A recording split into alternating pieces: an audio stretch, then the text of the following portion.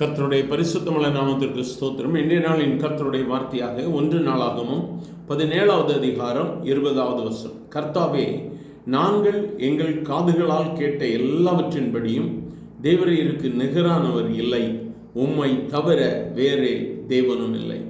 சங்கீதக்காரனாகிய தாவீது தன்னுடைய வாழ்வின் மேன்மை, நன்மைகள், உயர்வு எல்லாவற்றையும் பெற்ற சூழ்நிலையில் சொல்லுகிறான், எங்கள் காதுகளால் நாங்கள் இவைகளை எல்லாம் கேட்டிருக்கிறோம் ஆண்டவரே. எங்கள் காதுகளால் நீர் செய்த அற்புதங்களை கேட்டிருக்கிறோம். உமக்கு நிகரானவர் யாருமே இல்லை.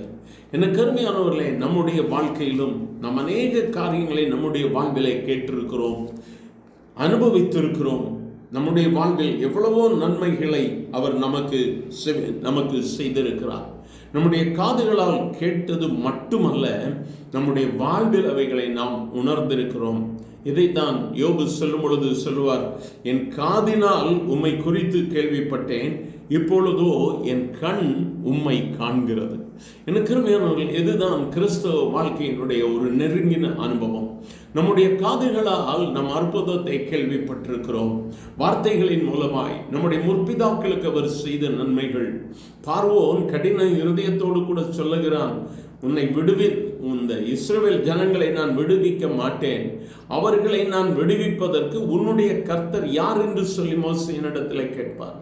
ஆனால் எல்லாவற்றையும் பார்த்து முடிந்த பின்பு ஒரு நாள் சொல்லுவான் பார்வோன், எல்லாரையும் துரத்தி விடும்படியாக. எனக்கு அருமையானவர்களை, பார்வோனை போன்ற கடின இருதயத்தின் முன்பதாக ஒருவேளை நீங்கள் நின்று கொண்டிருக்கலாம். அற்புதம் நடக்குமா, எனக்கு சாதகமான வார்த்தை வருமா என்று சொல்லி கேள்விக்குறியோடு கூட இருக்கலாம். ஆனால் அன்று பார்வோனின் இதயத்தை கரையப்படின என் ஆண்டவர் இன்று சர்வ வல்லமை உள்ளவராக இருக்கிறார். உன்னுடைய காதுகளினால் நீ கேட்ட அற்புதங்களை அவர் இன்று உனக்காக தம்முடைய வல்லமையை வெளிப்படுத்துகிறவராக இருக்கிறார்.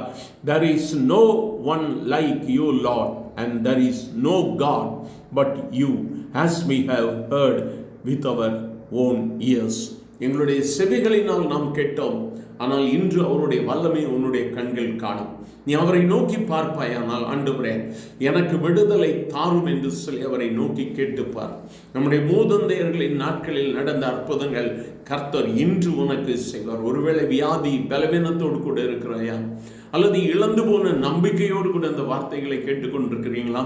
4 நாள் ஆன பிறகு லாசருவை உயிரோடு கூட எழுப்பின என் ஆண்டவர் இன்று உன்னுடைய வாழ்வின் நம்பிக்கைகளை துளிர்விட பண்ணுவார். இன்று உன்னுடைய தோல்வியை வெற்றியாய் மாற்றுவார். இன்று உன்னுடைய நஷ்டத்தை அவர் மேன்மைப்படுத்தி லாபமாக மாற்றுவார். அவரை நோக்கி பார்க்கலாமா? எங்கள் அன்பின் ஆண்டவரை, ஆசீர்வதிக்கப்பட்ட இந்த வேலைக்காக நன்றி. அநேக நன்மைகளை எங்களுடைய காதுகளினால் கேட்டிருக்கிறோம், கண்டிருக்கிறோம் ஆண்டவரே. ஆனால் இன்றைய நாளில் நம்முடைய பிள்ளைகள், எனக்கு இன்று ஒரு அற்புதம் நடக்கணும் ஆண்டவரே, இன்று என்னுடைய வாழ்வில் ஒரு அதிசயம் நடக்க வேண்டும் என்று சொல்லி ஜீவனுள்ள தேவனை நோக்கி கூப்பிடுகிற உம்முடைய பிள்ளைகள் ஒவ்வொருவருக்கும் என் கர்த்தர் மனம் இறங்க வேண்டுமாய் ஜெபிக்கிறேன். என் தேவனால் எல்லாம் கூடும்.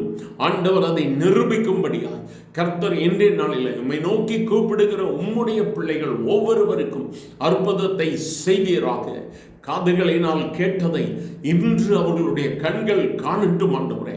உம்முடைய மகிமையின் விடுதலையை அவர்கள் பெற்றுக்கொள்வார்களாக. இன்று அந்த விடுதலைக்காய் ஸ்தோத்திரம் ஆண்டவரே. அற்புதம் நடக்கிறத இவர்காய் ஸ்தோத்திரம். ஆமென். இனி இல்லை என்ற சொல்லை கர்த்தர் மாற்றுகிறத இவர்காய் ஸ்தோத்திரம். ஆசீர்வதியும் இயேசுவின் நாமத்தில் பிதாவே, ஆமென்.